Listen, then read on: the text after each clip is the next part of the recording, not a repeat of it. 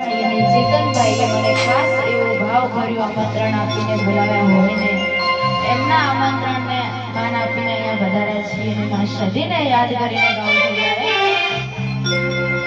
ઓહો